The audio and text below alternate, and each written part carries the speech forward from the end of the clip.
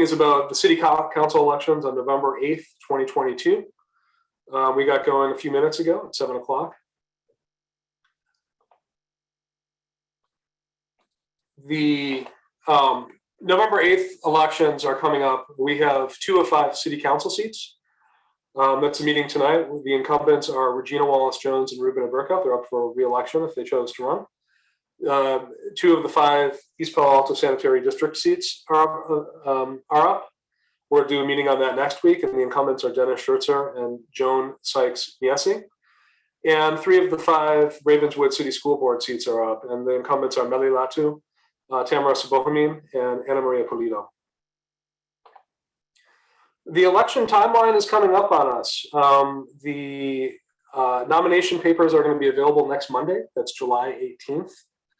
The last day to get your papers submitted are on August 12th, 2022. So that's Monday, August 12th, I believe. And then the election is November 8th, 2022. So we're on a relatively compressed timeline. There's a bunch of other deadlines for candidates to file, but that's roughly where we're at. So if you're interested in running, people need to get their signatures in on July 18th.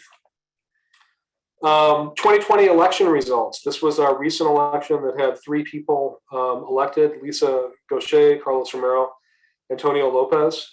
The winning vote was about 3,300.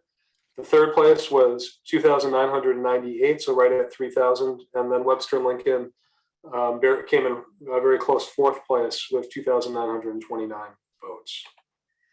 The 2018 election, which is more similar to what this year is going to be, was Regina Wallace-Jones and Ruben Abrica, the 2 candidates, the incumbents who are up for re-election. Both got around 2,370 votes, or Regina won with 2,370, and Ruben Abrica came in second with 2,317. I heard a lot of questions in the community, a lot of concerns, recent concerns and long-standing concerns. Questions like, why can't my kids safely walk or bike to school? Why am I being woken up by fireworks April through September? Why has East Palo Alto not built hardly any housing in nearly 18 years? Why is the park bathroom locked? I've asked that question myself. Why is the parking lot locked at MLK Park? Why do drivers act crazy in EPA? They go 60 miles an hour on streets like Runnymede and Pulgas and drive normally in Menlo Park and Palo Alto. Why can't I have people over to my house due to a lack of parking? And Terri, you have your hand raised.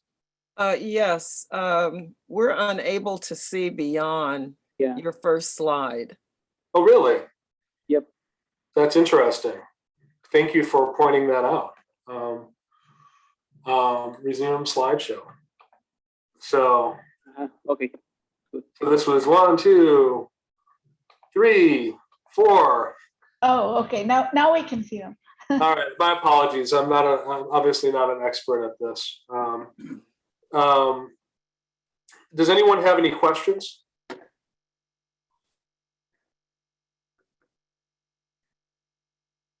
All righty.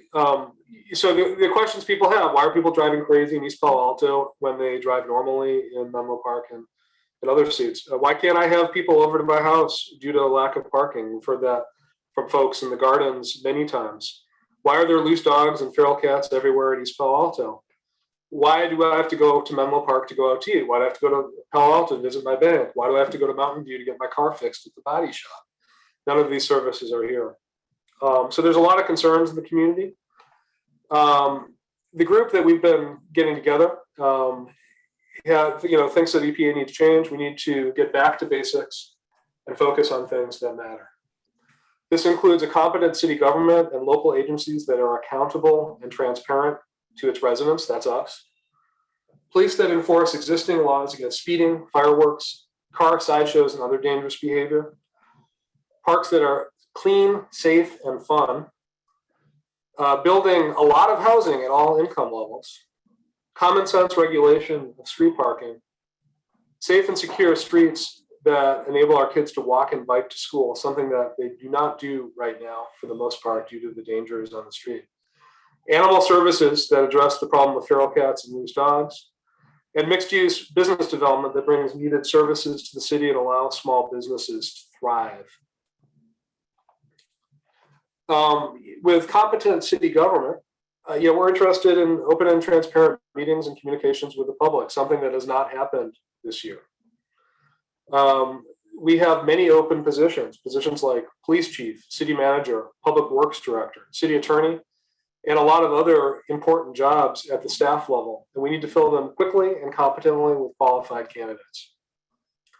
We need to retain staff, hire new employees with competitive compensation packages. East Palo Alto has traditionally not paid as much as other surrounding cities. We have the money to do so. We absolutely should hire better people and pay for talent. We need to demand high performance and accountability from city employees. If they're getting paid to do a job, they should do it. And we should also follow LAFCO's recommendation for the East Palo Alto Sanitary District to merge EPA SD into the city. Regarding policing, a lot of concerns about proper staffing levels, so police response times are immediate, not hours after an incident occurs, if at all. We need to pay police officers competitive salaries and demand performance. Demand that our police enforce existing laws against speeding, fireworks, car sideshows, and other dangerous behaviors. On a flip side of some communities, EPA suffers from a lack of enforcement. There's no fear whatsoever from residents that will that the police are going to enforce common sense rules. People drive differently in East Palo Alto than they do in Menlo Park or Palo Alto, and our streets are unsafe as a result. Moving on to parks, and there's a lot we can say about all of these, but this is just a brief overview.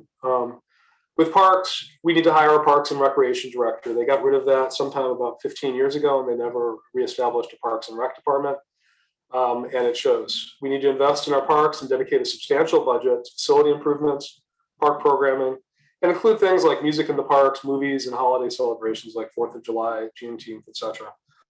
We need to invest in new multi-use fields for soccer, baseball, rugby, and football, increase police patrols in parks, install security cameras, make sure bathrooms are open, clean, and functioning during daylight hours, keep parking lots open during daylight hours, which is not happening right now at MLK Park. We need to build new bathrooms in Bell Street Park and Joel Davis Park, and then also invest in tennis courts. There's a lot of people who play tennis in EPA, and there's no option for them to do so.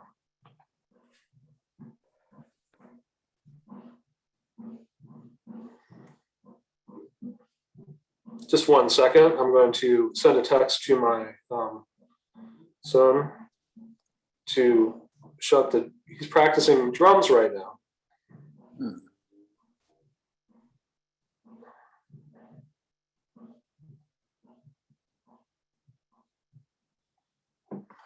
Okay, and then regarding housing, East Palo Alto has a lot of work to do. We need to allow developers to build housing at all income levels, including affordable housing. We need to make it easy for housing to be built in EPA. We need one thing that the city can look at if we really are serious about housing is to rezone East Palo Alto to allow duplexes and triplexes in most places, apartment buildings in appropriate areas. We're strongly against OPA, the Opportunity to Purchase Act. This is something that will directly hurt homeowners' equity, discourage the construction of new homes, and open up the city to massive legal liability. Other things the city can do is reevaluate parking minimums, look at parking maximums, evaluate height limits, setbacks, and other features of our building code, which makes housing extremely expensive. Parking, we need to have rational controls on parking. One of those would be introducing parking permits that prevent Palo Alto and Menlo Park residents from parking on our neighborhood streets. We need to enforce current prohibition on inoperable vehicles that are often parking for months at a time on city streets without moving. We need to develop a neighborhood-specific parking permit program to regulate the number of cars parked on city streets. In neighborhoods like the Gardens, it's impossible to have an unlimited number of cars. We should recognize what the hard limits are and act accordingly. And then, one simple thing we can do, which should be uncontroversial, is just to paint parking lines in crowded neighborhoods to encourage the efficient parking of cars. These are some starting points. There's certainly a lot of discussion we can have on these, but one thing that we've all noticed is there's been no movement on that in the last 4 years, despite there being a mobility study. Safe and secure streets. We want our kids to be able to walk and bike to school safely. We want to open the bike trail to Ville residents at Tulane and Xavier Street. We need to invest in sidewalks and bike lanes and make it comfortable and safe to walk in our neighborhoods. We should not be taking our lives into our own hands when we go outside. And we need to enforce prohibitions on sidewalk parking, organize parking so people do not need to park on sidewalks. There's ways of doing it. We're just not making any effort whatsoever to do so. And there should be investments in things like speed bumps, roundabouts, other traffic calming measures to prevent speeding and reckless driving. Enforcement is one tool in the toolbox. We need to have other calming measures that don't rely on the police or any sort of human being, but just make barriers to speeding. Regarding development, East Palo Alto currently suffers from the legacy of the economics of redlining. EPA residents were deprived of resources and amenities that other cities take for granted due to a lack of investment. One sad point is that we missed a development window of 2010 to 2020. There were 0% interest rates and massive investment in surrounding communities. Sunnyvale, Mountain View, Redwood City all saw a lot of building, which generated massive tax base, jobs in the community, brought restaurants, bars, nightclubs, and other things that young people like. And we are a young community in East Palo Alto to their communities. We want to encourage mixed-use development that incorporates housing, space for local businesses, and office space. Santana Row is a great example of developments that benefit the community and developers alike. It includes housing, office space, restaurants, cafes, nightclubs, and the like. And East Palo Alto as a community, we need to learn that development is not zero-sum game. Both the community and developers need to benefit for a project to be successful. That's not impossible to do. And then one thing that is very evident is that the EPA city government has slowed down development with an overly bureaucratic process, delays, unrealistic demands. We need a city government that rationally approaches development, does not use every trick in the book to stop anything from being built. Development, if done correctly, will benefit residents tremendously. And so that's a little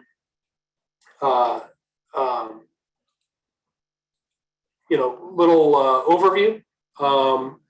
And raise your hand if you'd like to talk. I think I would just want to have a discussion and talk about what's happening in the community, what you'd like to see, what you want to see from City Council moving forward, and what issues are important to you. Looks like Dennis Parker wants to talk.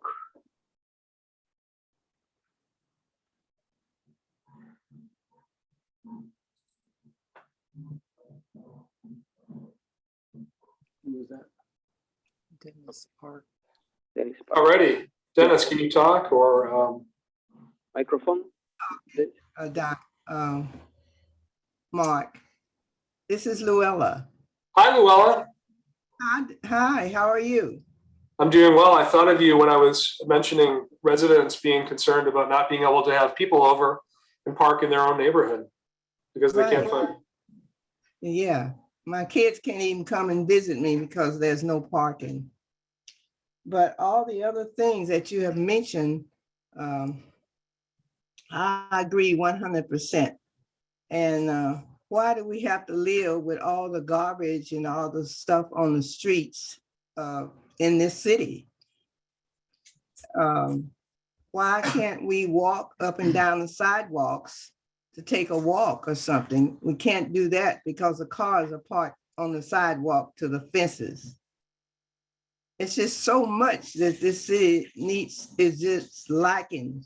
It's very, very laxation. I don't know what's, I just can't explain it, but I agree with everything that you have already had in your package.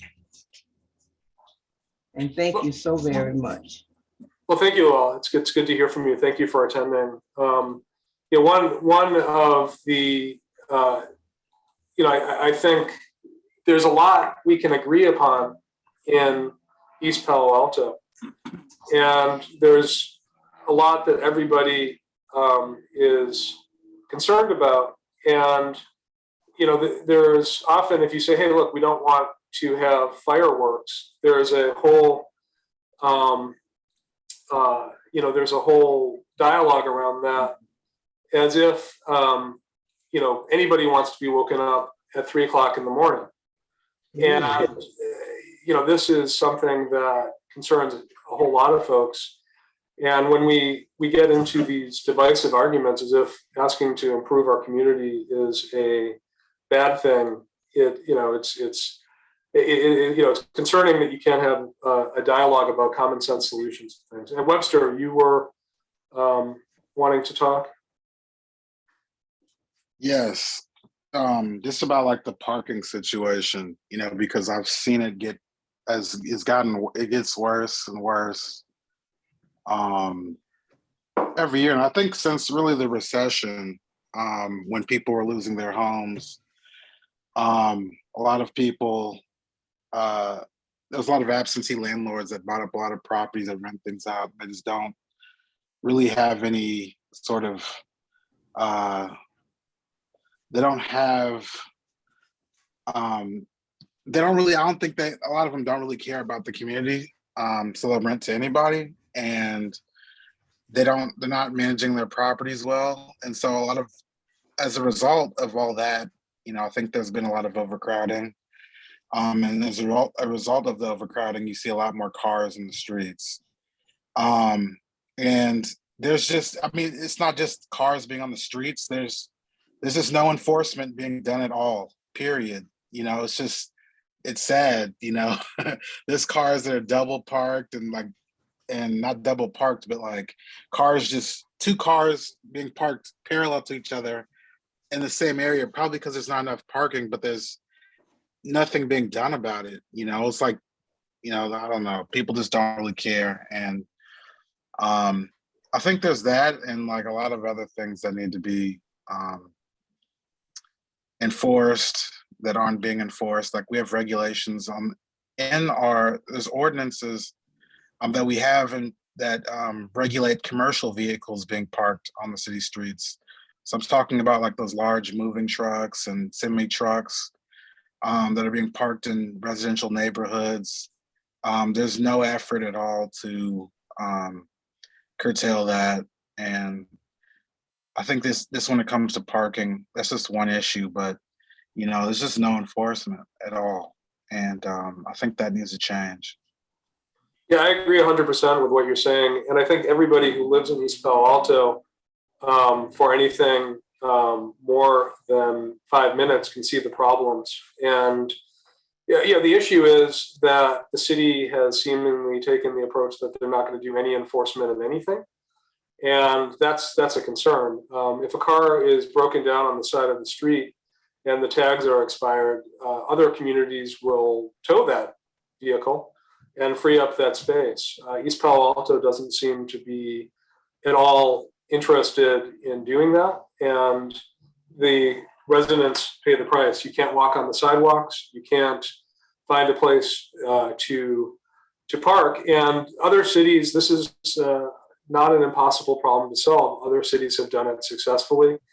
And we need to look at what works in other cities. But when you were talking about commercial vehicles, I've seen vehicles from Mountain View and Menlo Park and Atherton parking their commercial vehicles in East Palo Alto because we have no regulation. That seems to be something that every EPA resident should be able to agree upon, that Menlo Park and Palo Alto residents shouldn't crowd Woodland and Kavanaugh neighborhoods with their cars. This is something that a parking permit problem would solve. Anyway, let's move on. There's a few hands raised. Diana, did you want to talk? Yeah, thank you, first of all, for organizing this. I think going to enforcement, what I'm really surprised to see that our government officials are so intent on leveraging programs like OPA and 900K to nonprofits, but not really focusing on some of these things. And I wonder if they're worried that enforcement will drive voters away. And how do we actually change that? Because unfortunately, the fish rots from the head. And how do we make it so it's understandable to all the voters that we're trying to improve the community that helps their children, their families be better fundamentally? Yeah, I mean, it's a very curious, one question that I've often asked when I see how our local government is asked is, who are they operating the government for the benefit of? Who's benefiting from a lack of enforcement? Why are we doing what we're doing, and to whose benefit? Because the city has something like $100 million in the bank, and obviously not all of that is just money you can spend on anything. But why are we spending money where we are, and why aren't we spending it on things that directly benefit the community? And these are things that I'm concerned about. I've been paying attention to this for I don't know, 5 or 6 years. When I first moved to East Palo Alto, our son was born, and it was just impossible for me to follow local elections. I never had before. And then you get to EPA and you say, okay, why is this happening? And you start asking questions. But anyway, I'm talking too much. Mia, why don't you go next? Hello, hi, Mark. Thank you so much for providing this forum for us to come together and discuss some of our concerns. I kind of feel embarrassed to say how long I've been here when I moved here, but I remember, let's just say 43 years ago, I was a child that I could jump rope with my neighbors. And I've been here in the gardens all this time, where I could jump rope with our childhood friends and not have to worry about the speeding cars or the donuts that very often happen between Camellia and Wisteria, or Daphne and what is that other street? At the end of Daphne. I know that my parents, we had a car crash into their fence a couple times. And so we had to, as I grew and we became older, we started to see this a little bit more. But another thing that for me as a parent that I worry about is the lack of trees in our community. And it's really sad that you go into any other city and you just see all these beautiful trees lining up our neighborhoods. And I'm really happy to see that there is a stretch of trees that every time I drive by and on Bay Road, it makes me happy to see the canopy of those trees.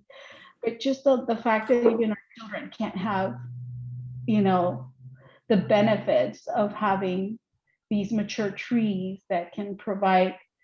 I mean, my children ended up with having asthma, and I think part of it is just all the traffic that flows through East Palo Alto and the emissions and other things that have also factored into that. But just the fact that we can't even have trees. I know that I had to give up half of my front yard garden just to create a parking spot for when we have grandparents visiting or family visiting. And I don't think the solution is for us to have to give up our front yards. I don't want to have to encroach on. We need vegetation as well. That's an important part of a community and a city. So I don't know. I'd just like to see a little more trees as well. If I could add to our wish list, just to see our city more like other cities with these kind of resources that I don't even think about or blink about. And these are things that we've never had in our community. Yeah, I mean, other cities have beautification programs, right? They have departments that are designed to make the city look better, install public art, plant trees, things of that nature. And I haven't seen any movement on that. I've seen some definite, Canopy and other nonprofits have been planting trees, but we shouldn't be relying on volunteer efforts to do things, like this. There should definitely be city backing for good programs. And one of the things that is, pivoting back to development, part of the development plan that I've seen involved planting a lot of trees, on areas that are currently asphalt. And because our development is halted, we're not seeing that happen, but that's maybe a side point. Why don't we go on to the next person, who would be, Chris Cow, did you want to go?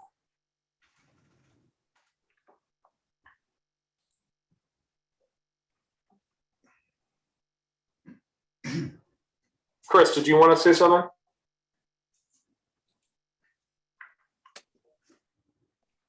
He's on mute. I guess he's muted. Yeah.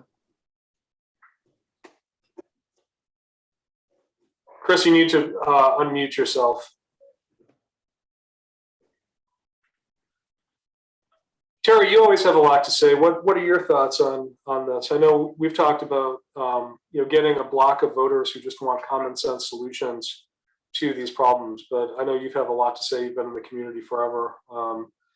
Well, yes, and that's exactly what we need is to establish a voting block, given the fact that we have this election coming up, and we vet candidates in such a way that they really do understand the concerns that we have. And it not just simply be that people or candidates will just simply say yes because they want a voting bloc's vote, but they are committed to the follow through, rolling up their sleeves and doing the work after the election. And in tandem with that, the voting block also becomes a pulse of what's going on within the city, so that the needle is moved forward and we're not just simply spinning our wheels in the sand. Yeah, absolutely. And I think talking to people over the years in EPA, everyone's just like, hey, if we could solve one problem a year and have 4 problems solved, a problem might be something like parking. It might be something like our utilities. It might be something around sidewalks and speed bumps and things like that. But focus on one thing and actually get things done that are, the low-hanging fruit of easily achievable, non-controversial actions. And, we've seen some of that. I'd like to see a whole lot more.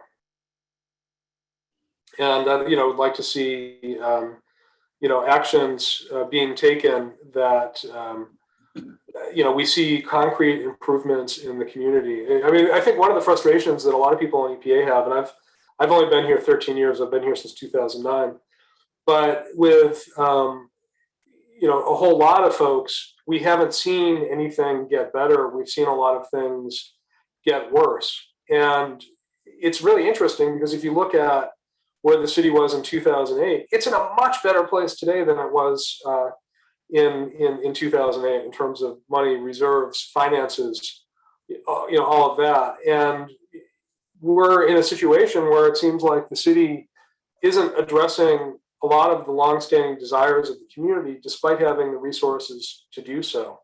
Taking some steps in the right direction. We've seen a lot of talk about things, but there isn't a lot of action, and that's concerning. So, does anyone else?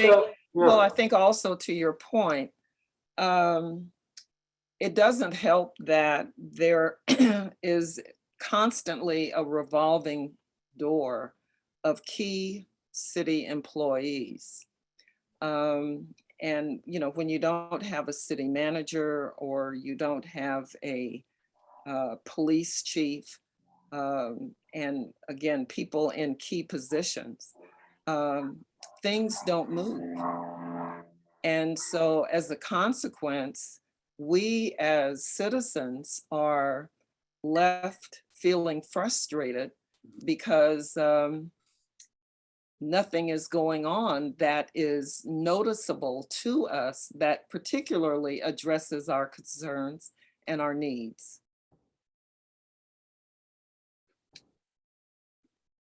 Hey, this is Chris here. Sorry if you called me earlier. I had to step out. I did hear the point made earlier that Mia made about trees, and I definitely feel the same way. At least when I also really liked seeing the trees on that section of Bay Road between Clark and almost a university.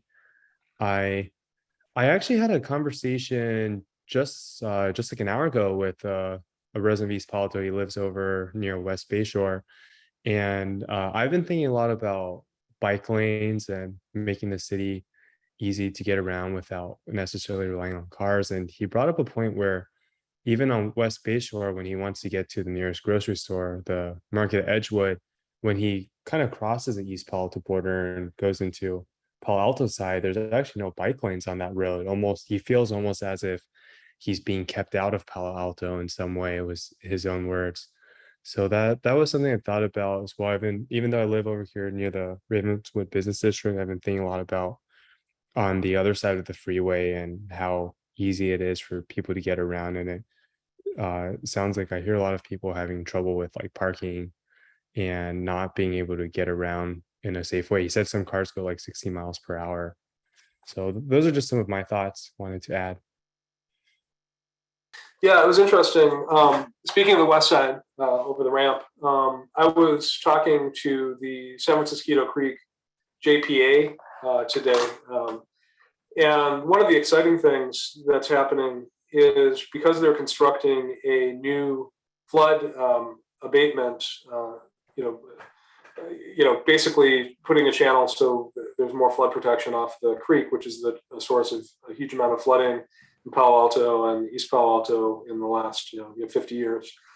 It's an opportunity to build some park space over there, whether it's a parkway, a trail, some places to sit, maybe other pleasant spaces in nature. It's actually owned by Sandhill, and they've expressed a willingness to develop that into parkland. But there's a lot of things we can do as a community. There's a lot of things we can do moving forward. And I think one of the more egregious things that I've seen is the fact that over in the Ville, they've locked off the bike trail, this beautiful bike trail that goes directly to Facebook. They've locked off access to the trail for the community. So in order to access it, you have to go almost 3/4 of a mile out of your way. And as a result, people really aren't going to use it. That to me is absurd. I've been working, I made a request to the city back in November of 2021. So this is about 8 months ago. And there just isn't any movement on it. They're punting. They say, it has to be part of the master parks plan. And as long as we have city staff that are doing the bare minimum instead of actively moving to correct something that should have never happened in the first place, I just don't know what to say. I mean, how can we have this beautiful bike lane and tell East Palo Alto residents, no, you can't access it. You have to go massively out of your way. As a result, it adds more traffic to our streets. It makes it impossible for a lot of kids to not be able to bike to school because this is a direct route to Aspire School and other places that have traffic issues. And it's just bad policy. They agree it's bad policy, but they haven't been able to get it fixed in 8 months. This is the sort of thing that makes me want to go over there with a hacksaw and just cut down the fence, because the only purpose of this fence is to keep people, East Palo Alto residents, out of this park. And that's just wrong. Where I live in East Palo Alto, there's easy and quick access to the Bay Trail. And it's completely egregious that the city ever allowed a project like this to go forward without demanding that residents in the Ville have easy access, the same easy access that I have to the Bay Trail. It doesn't make any sense. It's the kind of thing that when you find out about it, it's baffling. Okay, anyone else have their hands up? I mean, we don't want to go on forever if this is no one else has anything to say. I think Chris is the only one with their hand up right now. But yeah, so the elections are coming. It's time to start, asking questions, looking at candidates, seeing what platforms are. I imagine there's a few people on this call that are going to be either running or considering running. We just want to get people thinking about these elections, thinking about the issues that are important, and get folks ready to have an active active fall, engaging in these elections. And Maya Brusil would like to talk, so I'm going to do that. So Maya, go ahead. Yeah, I just wanna ask, how can we make sure that it wouldn't happen like previous time? Only people who live in East Palo Alto can vote, and they brought up all the nonprofits that they feeding with our money and gave them the ability to talk and to vote, what they have to do, why they're present at those meetings, and why they have the power to make decisions for us. Nonprofits. 50% of people who were talking on those meetings were from the nonprofits. They don't live in East Palo Alto. They just do business on the money that, the Arbica is stealing from us and giving it to the nonprofits. So what can be legally done to, to keep these people away?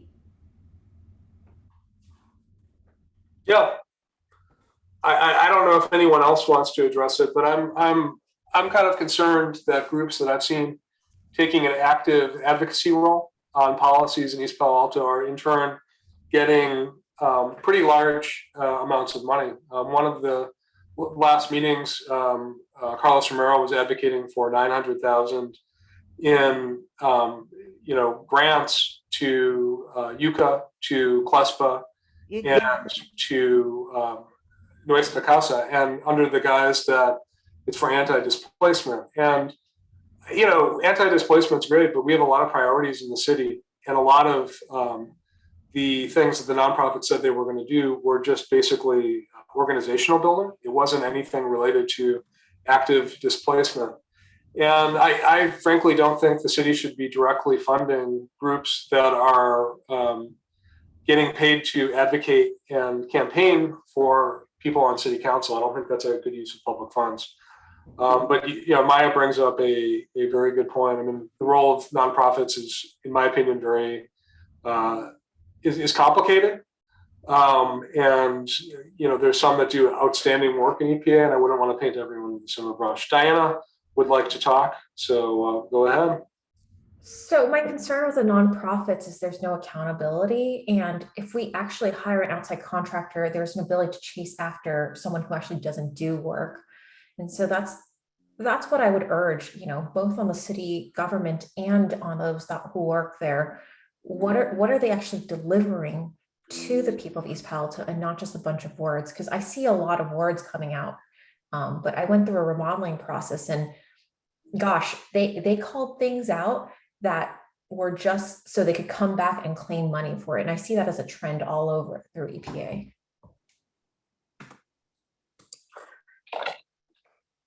Yeah, you're not wrong. I think holding nonprofits accountable for what they say they're going to do is a good idea. Now, there's a couple nonprofits that do great work around education that I've seen, and the YMCA, Boys and Girls Club. I mean, there's some great nonprofits in EPA. Bayshore Christian Ministries, I think their Hope Horizons now does great work. There's a lot, but they're not going. They're not getting money from the city and then targeting on things like OPA.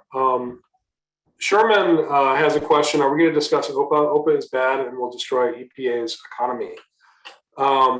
So I think that's something that every homeowner in East Palo Alto should be aware of, that OPA is on the ballot.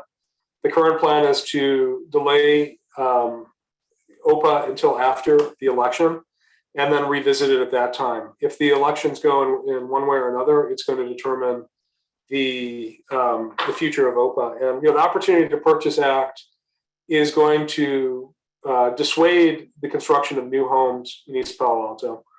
It's going to be absolutely lethal for homeowners. If you bought a house in the last 2 or 3 years, you very rapidly could see your house being worth less than you paid for it. This isn't like sort of mindless speculation. It's it's something that has been proven true. One of the things that I said back in November and December and January was that how can you delay the sale of a house by 280 days? I think is what the maximum they wanted. And how can you do it when you can only lock in on a mortgage rate for 30 days?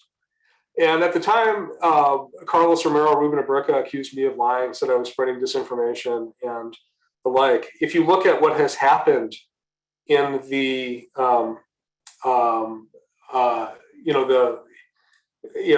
the last 6 months, interest rates have skyrocketed. So if your home sale was delayed by even 60 or 70 or 80 or 90 days, the interest rate difference could be between 2% or you could be paying 5%. If you're paying a 5 or 5.5% mortgage, the amount of house you can afford as a buyer goes down dramatically.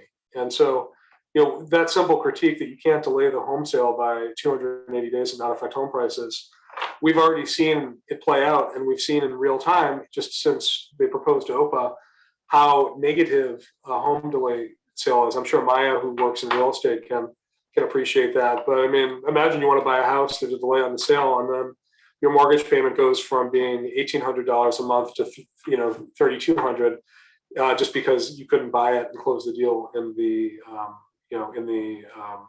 in the time frame. So I mean, there's a lot to say, but I mean, one of the things in the election we have to realize is that OPA was the biggest initiative of this city council in the last year. They are definitely trying to do it. Facebook through Facebook money is paying for it, and they have a plan to revisit it after the election. So that's something that we need to make sure every homeowner is aware of. We need to make them aware of what OPA does, what City Council tried to do, and what where we're at as a community on this. Because OPA will not encourage the construction of new homes. It will not help housing issues. It just will empower the same nonprofits that wrote the law. All right, did Diana or Maya go? I see a hand up again. Diana? Oh, sorry, I didn't mute. My bad.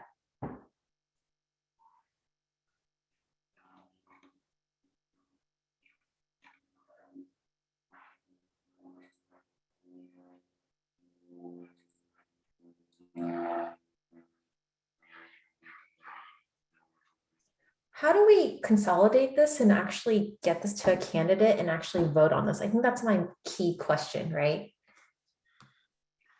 Yeah, that's right. That's right.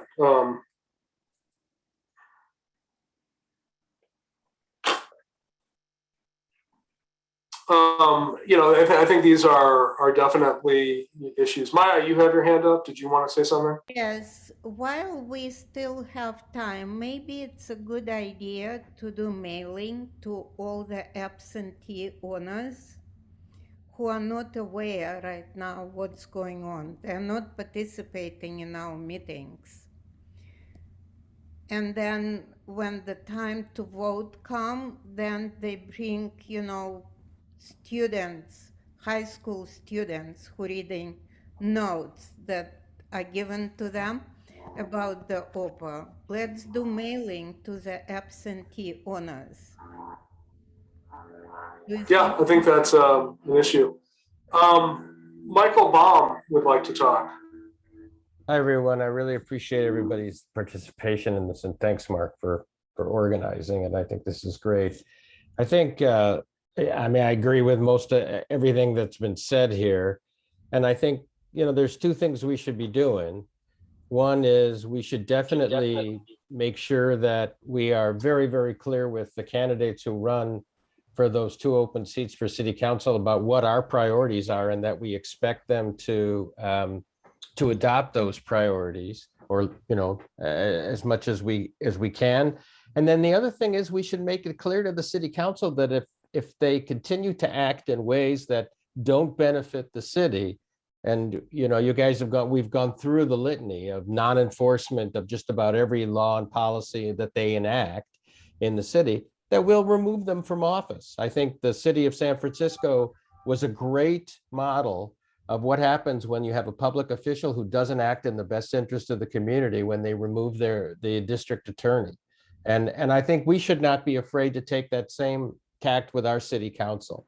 I think our city council is biased towards action around nonprofits and making this a place that doesn't serve all the residents, but a very specific constituency. And I think we should hold them accountable to the extent of removing them from office if they're not going to be more serving in the general interest of the city. Yeah, that's definitely something that came up during discussions around OPA, because OPA is so. I mean, if you've invested in East Palo Alto, you bought a house here, and you've saved up for years to get a down payment, and then you buy a house, and the city immediately turns around and does something that will destroy your investment. That's a big deal, and there was definitely a willingness to recall anybody that was going to vote for OPA had it passed. I think we can definitely have a more informed public, a more engaged public, and discuss a lot of the issues. So a whole lot of this stuff should not be controversial. If anybody is in favor of fireworks going off at 3 o'clock in the morning, I'd be, highly dubious. I think most people can agree that that's out of bounds behavior. I think most people agree on things like we shouldn't allow people to, or shouldn't have cars speeding at 70 miles an hour down Pulgats. I think there's a lot of agreement that we all need to, that East Palo Alto and other communities need to build a lot of housing. And there's a lot of things that most residents in East Palo Alto agree about, and there's a few things we disagree upon. But there's so many things we agree upon that are fairly easy to fix. I mean, is anyone really against having a Parks and Rec department that has music in the parks and has our parks that are fun and exciting places to go and safe, secure places that have bathrooms where if you have a baby, you can change the diaper in a clean bathroom? I mean, is anyone against that? I don't think so. And, is anyone against building a new library? East Palo Alto desperately needs investment in a new library, and we should make that a priority. Anyway, Varsha has her hand up, would like to talk. And so go ahead. So I just want to express an opinion that this whole OPA thing is actually taking away attention from one of the most important things, that is safety. And everybody's affected by, can you guys hear me? Yes. And everybody is affected by safety. With so much violence going on, I cannot even see how a council can focus on something that is not a concern to every resident of the city. So for me, I feel like I don't even know what the city council was doing when they should have been focused totally on the safety of all the residents in this city. And I think that would be a big selling point to reach across, whether you're a renter or whether you're a homeowner. Everybody wants safety in the city. Yeah, I mean, a great example of that is the same people who were responsible for OPA were also responsible for housing and homelessness if they're part of their department.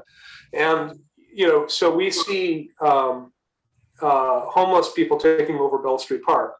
In my backyard, you see Week Street. There was a homeless encampment in a place that they had cleared out a year ago or a few years ago and had an oversized parking ban and safe parking program.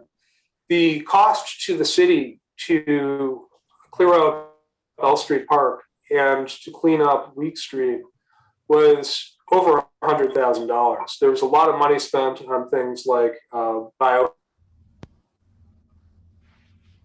And the people in charge of who were writing OPA were also in charge of the homelessness and the RVs. And you saw stuff happening because they took their eye off the ball. Webster, do you want to go ahead? You are muted, by the way. Can you hear me? Yes. So one of the things that, I went, there was a parade for the city's incorporation. And I saw, I spoke with Ruben Abriga, and one thing I had to say was at least they were able to clean up Bell Street Park, so that the kids can actually use it now. So I can give them and the council at least a little credit in that regard. But I think there's still much more that needs to be done. In terms of just cleaning up the city and not allowing it just to become a slum. There's people live here and they want to live in a respectable, community, in the city. And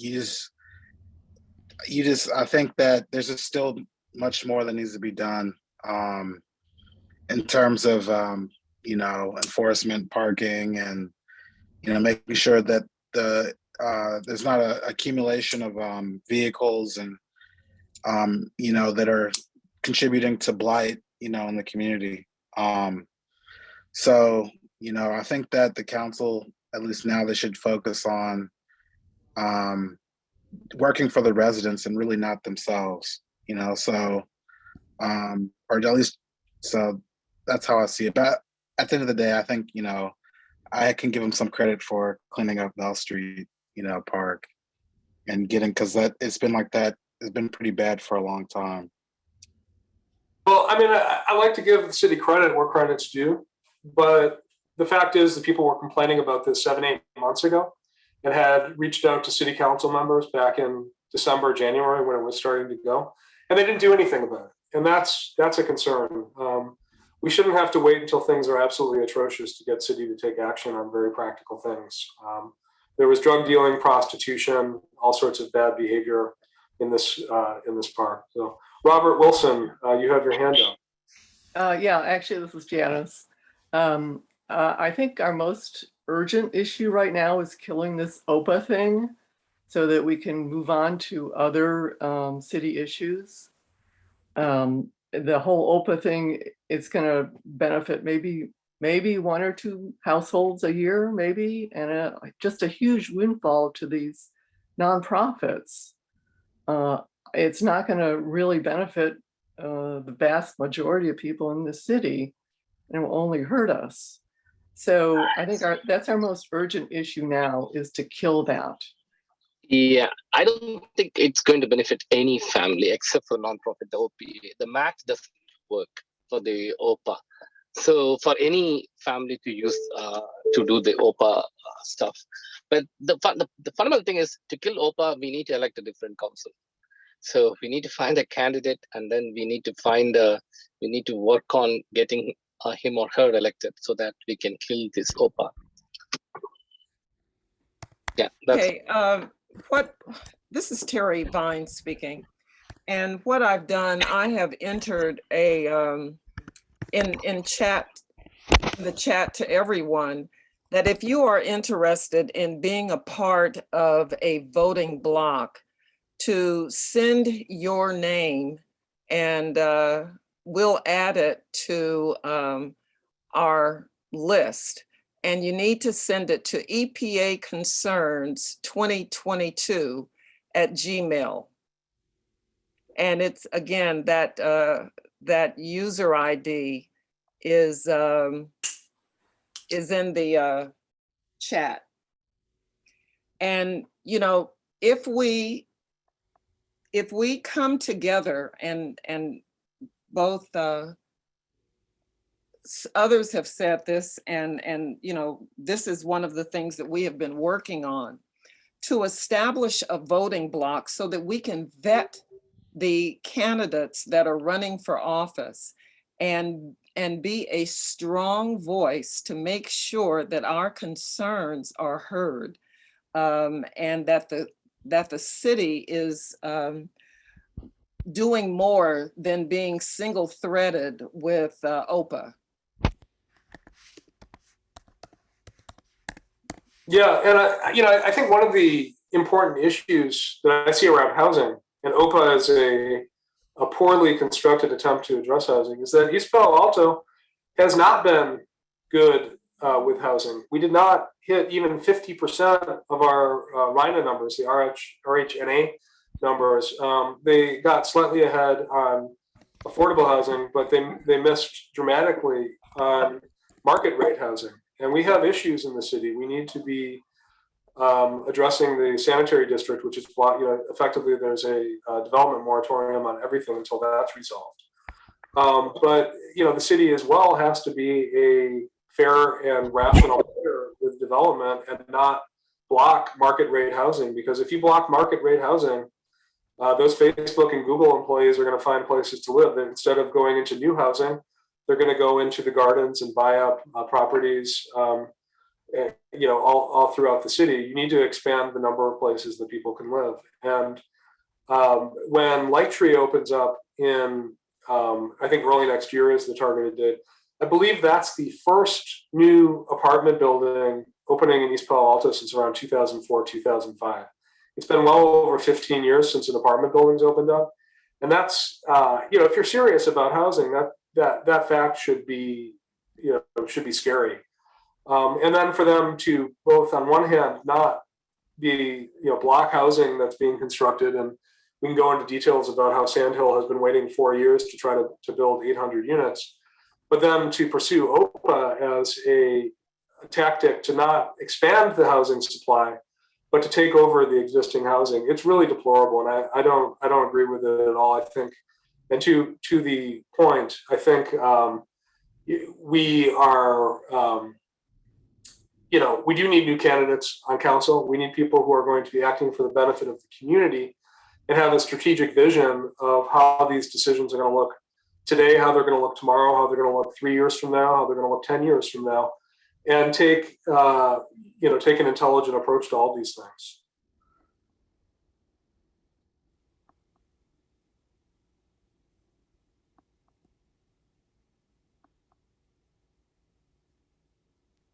Bill has something. Yeah, Mark, hi. One of the things that we might want to seriously consider is to enhance our capacity to deliver some quality services to our existing residents in East Palo Alto. It's great to be able to add to our population. However, we are not providing adequate services to the population that we have right now. And we have to be very careful in terms of our development, because we are creating a situation which is becoming really dangerous to our community. Example, I cringe at a possibility that a fire breaks out in an overcrowded home and the fire truck can't access it because of the parking in the street. So we are exacerbating an already dangerous situation by not addressing the safety concerns that our community has right now. I'm not saying that you shouldn't provide an opportunity for growth, but I am saying if you cannot afford it, then it needs to be tempered. Because as soon as a major accident happens, it's going to blow up. I recall years ago when we were trying to get an ordinance around bars on windows, and a family burned up in the village because they couldn't get the bars off the windows. Cars that are stacked on top of each other in both directions. Cars that are parked on the sidewalks make it impossible to get emergency services to people that need it in an emergency. Safety, Mark, is a key concern that I have. Safety for all of us. And until we start using our resources to provide adequate services to our existing folk, we don't have the capacity for expansion. Yeah, that's an excellent point. I mean, safety, health and safety should be a priority for every community. And I don't see the city of East Palo Alto making that a priority for the existing residents. We see this on the, any number of examples, but, one of the critiques I have also of the city is our COVID response. And one of the issues that we saw in the city of East Palo Alto, it's impossible to have a good COVID response when you have 20 people living in a house. It's a natural environment to breed disease and transmit disease. And there's nothing natural about a single family home having 20 people live in it. There's nothing normal or acceptable about that. We need to build more housing, but at the same time, we can't allow anything goes in regards to the housing. And we've seen it. I messaged in March of 2020, early March. I messaged the city assistant city manager Patrick Heisinger saying, "Hey, we need to address COVID like a 7.2 earthquake. We need to get prepared. We need to hire people to get the message out because this is going to be a pandemic. It's going to be very serious, and we need to let people have the right information on this." I saw some good things in our pandemic response, but I saw a lot of things that could have been improved on. And health and safety and the concern for the community. We had something like 40 people die in East Palo Alto, from COVID. Now that's better than a lot of other parts of the country. But when you consider that we're in a situation where the surrounding areas had much better COVID numbers than we did, that's something we want to look at. And I saw a lot of things that didn't happen. I saw a lot of information that was not spread. And to your point, it doesn't seem to be a top priority for the city. If you're going to have a slow response to COVID, which we did, if you're not going to, if your budget director is going to veto spending on COVID related expenses, which happened, that's a concern. And you don't want to go too hard at it because San Mateo County is our health officer. But at the same time, I really didn't see city leaders on elected officials or city staff getting out in front of COVID until there was federal government money paying for things like vaccinations.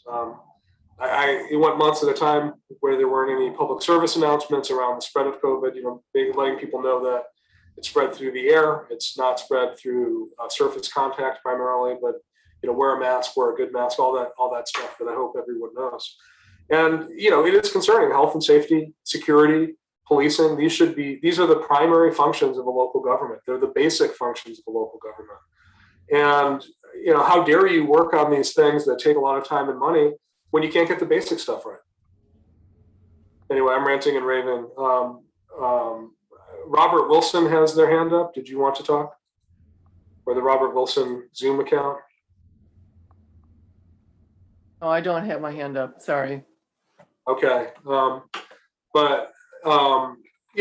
terms of OPA, that's definitely a primary concern for myself and any other homeowner. And my concern, it's not just out of self-interest, because I'm not really planning on selling anytime soon, but it is very bad policy for the community. It's atrocious policy. It was poorly thought out, and they tried to sneak it through. So I agree, killing OPA, this should definitely be the top or one of the top issues in the campaign. When you see city council members break faith with the community and try to sneak something past without any outreach to people most affected by it, it's very concerning. Yeah. Alrighty, well, it's about 8:20. There's not a ton more to say. I mean, this is just a starting point. I want to respect everyone's time. Does anyone else have any points they want to make? If you do, raise your hand. We'll get you talking, and we can kind of go from there. Anyone? Mary Goodwin. Hi. I just wanted to say a concern of mine is good schools in East Palo Alto. I don't think we have enough good schools. I don't live in East Palo Alto, but I was raised here in East Menlo Park, and I have a rental property there. And I only rent to one single family in my property, and it's well kept. So I don't know why people always give, absentee people a negative image, and it's not always the case. Okay. But my thing is, they have to, send their kids to a private school, if they're not able to get on the Tinsley program. And you can only get on Tinsley, I think you have to get on that before 3rd grade. And I know they're doing the Measure I for Ravenswood to improve the structure, but they're not really saying anything about the academics of improving the schools in East Palo Alto. Yeah, that's an excellent. To be a concern for the council members. That's an excellent point. One conversation that I had recently was, East Palo Alto is very much, it's currently a very mixed income, and the future is very much mixed income, but it does have a lot of, a sizable amount of poverty. And if you are poor, what can you ask of a city? Good schools, good parks, safe streets, things that the city of East Palo Alto is all failing its residents on. A good library. I mean, we have excellent people at the library, but we don't have a good library. And what better gift could you give the children of East Palo Alto but an excellent library that's comparable to what you see in Palo Alto and Menlo Park? And schools, libraries, parks, these are all things that are residents, and we can definitely improve upon. Mark, I wanted to piggyback on what you just said. I just think it's really sad. I have my first daughter going away to college, and that's the same library, 17 years that we've had. And you're right, I do want to give kudos because the librarians and the staff there are amazing.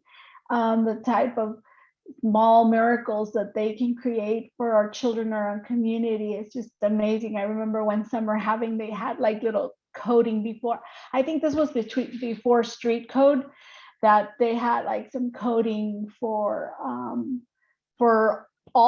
girls and boys and the library. I mean, I can remember lots of amazing people, but it's sad to see that it's the same library that I grew up in. I was 3 years old when we moved into East Palo Alto, and that's the same library, the same infrastructure, and nothing has changed. And I do think that's to the merit of what everyone has been expressing, that those are just the basics for any community. And to see that, like I said, I've been here for 43 years and my child has gone through the same infrastructure and the same library that I went to, with nothing much that has changed, maybe just a couple of paint jobs. It's sad. Yeah. And one of the things, we're in an incredibly resource-rich area. And one of the questions I had is, how come we don't have city council members going out and pitching the various, rich philanthropists around here and, getting a library built? They're obviously building other stuff. Why not have, the Larry Page Library? Because Larry Page from Google paid for the upgrade to the Palo Alto library. There's tons of money here, but we need to have political will to support these things. I was excited to see Antonio Lopez supporting this on council as part of his campaign. And I think that's an excellent idea, because this is something that would benefit everybody. It's not something that is, it's not something that's just for one segment of the population. Everybody likes good libraries. I think they're taking some steps on there, but it's almost grudgingly. And it could be another generation before the thing's built the way it's going. We need to see active willingness on the part of council to spend some money there and to take an active role, and not take 25 years to get a new library built. All righty. Well, any other, I guess, Webster, you have your hand up. Let's. Hello? There you are again. Yes. Yeah, so I know there's discussion about a library, and I think that's important, but I also think that East Palo Alto, we need a city hall. Like, we've been renting our government center from San Mateo County since before incorporation. So it's like we're still paying reparations to San Mateo County for giving us our freedom, to decide how we want to develop in our community and how we want to grow our community. So I think that also has to be factored in as well. If any library is to be built, is that East Palo Alto needs its own government center, its own city hall, that can be incorporated and that can be done at the same time. So that's just my thoughts. Yeah, well, we also need we do need a new government center, including a police headquarters as well. So there's a lot. That could all be combined into one. Just like, so San Mateo they should just gift us the land and that building, and they can redevelop it. Yeah, I mean, there's a lot of weird things in East Palo Alto, right? You have Palo Alto, who owns the Bay Trail in EPA, so the entire levee system is owned by Palo Alto and maintained by Palo Alto. Our city hall is owned by San Mateo County, and we really need to take agency and take control of these things and make sure that we're in charge on these issues. And a lot of this rolls back to development. I mean, if you have development that's paying tax dollars, and the Sobrato building pays something like $2 million in property taxes every year, you can start to afford some things. You can't. We do need to have development in EPA to pay taxes and build our jobs and have employees working here. I mean, there's a lot of concerns, but that's a excellent point, Webster. I think the other thing, and I want to pitch this, I know that it was not popular in the poll, but animal services, we pay over $500,000 a year to San Mateo County for animal services. And what do we get for it? I mean, we have loose animals everywhere. It's very hard to get spay and neuter clinic sites. People are asking about it all the time. Where do I go to get my cat neutered or my dog spayed or vice versa, or get vaccines? That would be also something that would be nice to have in a government center. So, I mean, there's a lot of work to do. And again, with a city with $100 million in reserves, now I know there's limitations there, but we should start to see concrete uses for this money that results in the direct improvement in the quality of life of residents. And that's that. So anyway, we'll wrap up. It's 8:28. Thank you everybody for attending.